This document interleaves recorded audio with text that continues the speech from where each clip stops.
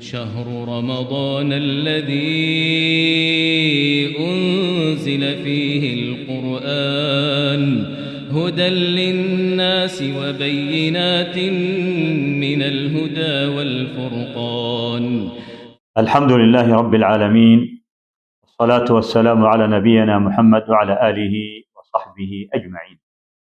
فإن الله سبحانه وتعالى قد فاضل بين الأوقات ففضل بعضها على بعض، ومن تلكم الأوقات العشر الأواخر من رمضان التي نحن نعيش فيها الآن، وهي عشر مباركة فيها الخير الكثير، وذلك لأن فيها ليلة القدر التي هي أفضل الليالي على الإطلاق. وهذه العشر كان النبي صلى الله عليه وسلم يخصها بمزيد من الاجتهاد. تقول عائشة رضي الله عنها: كان النبي صلى الله عليه وسلم يجتهد في العشر الأواخر من رمضان ما لا يجتهد في غيرها. وعنها رضي الله عنها أنها قالت: كان النبي صلى الله عليه وسلم إذا دخل العشر شد مئزره وأحيا ليله وأيقظ أهله. فهي عشر مباركة فاضلة فيها ليلة من أعظم ليالي السنة على الإطلاق، وقد ذكرت خصائصها وفضائلها في القرآن الكريم. فقال الله سبحانه وتعالى: إنا أنزلناه في ليلة مباركة إنا كنا منذرين فيها يفرق كل أمر حكيم. فذكر الله سبحانه وتعالى بأنها ليلة مباركة، وأن القرآن قد أنزل فيها. قال سبحانه وتعالى: إنا أنزلناه في ليلة القدر، وذلك في شهر رمضان، كما قال سبحانه وتعالى: شهر رمضان الذي أنزل فيه القرآن هدى للناس وبينات من الهدى والفرقان. ومن فضائلها أنها ليلة مباركة، وأن القرآن أنزل فيها، وفيها أيضا يفرق كل أمر حكيم، كما قال سبحانه وتعالى. وقال سبحانه وتعالى: إنا أنزلناه في ليلة القدر، وما أدراك ما ليلة القدر.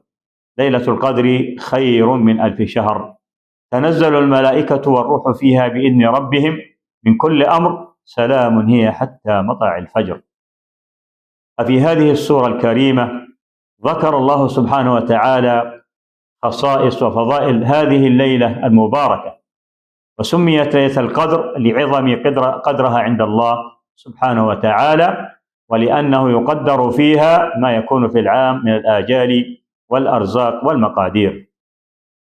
وأخبر الله سبحانه وتعالى أن العمل في هذه الليلة والعبادة خير من العمل والعبادة في 1000 شهر، وذلك بقوله سبحانه وتعالى: وما أدراك ما ليلة القدر.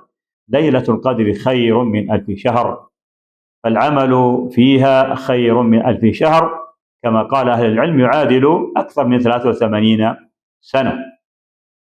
كما إن من فضائل هذه الليلة أنها يكثر فيها نزول الملائكة والروح عليه السلام، وهو جبريل عليه السلام، كما قال تعالى: تنزل الملائكة والروح فيها بإذن ربهم من كل أمر سلام هي حتى مطلع الفجر.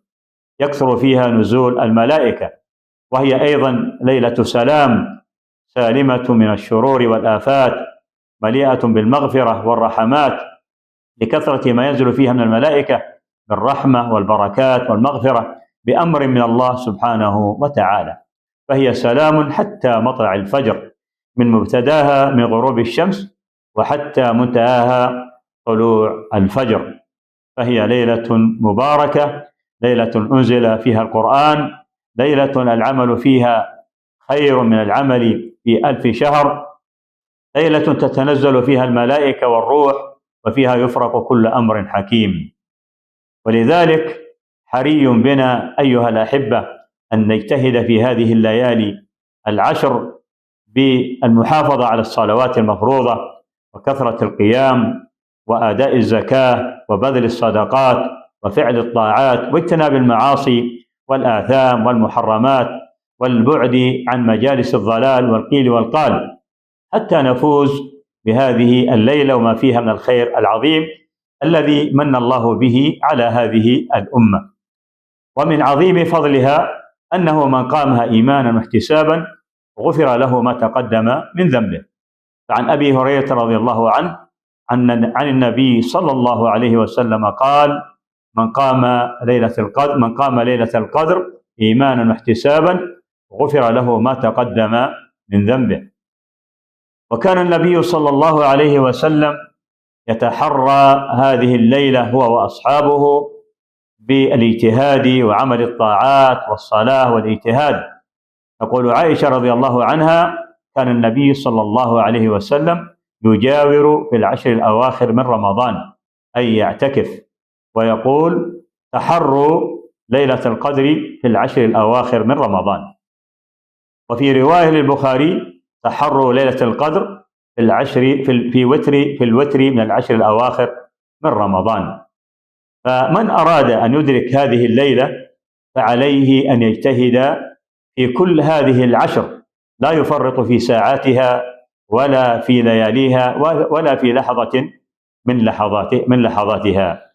فهي كما سمعتم فيها من الفضائل العظيمة أنها ليلة مباركة، ليلة أنزل فيها القرآن على النبي صلى الله عليه وسلم، ليلة يفرق فيها كل أمر حكيم، ليلة العمل فيها خير من 1000 شهر.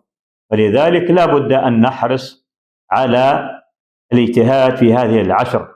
وكان من حرص النبي صلى الله عليه وسلم على إدراك هذه الليلة أنه كان يعتكف في المسجد في هذه العشر الأواخر من رمضان، ولا يخرج من المسجد إلا لما لا بد منه. فلنحرص على ذلك ولنكثر من الصلاة، من المحافظة على الصلاة، لنحافظ على الصلوات المفروضة، ونكثر من القيام والدعاء والصدقات.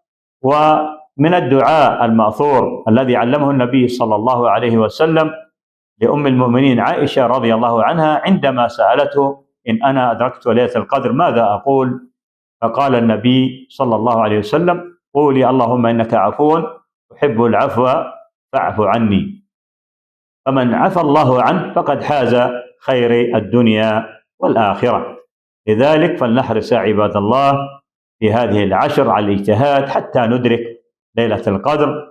ومن حرص على شيء سعى في طلبه مع المشقة والتعب، وهان عليه التعب والمشقة، والله أعلم. وصلى الله وسلم على نبينا محمد وعلى آله وصحبه وسلم.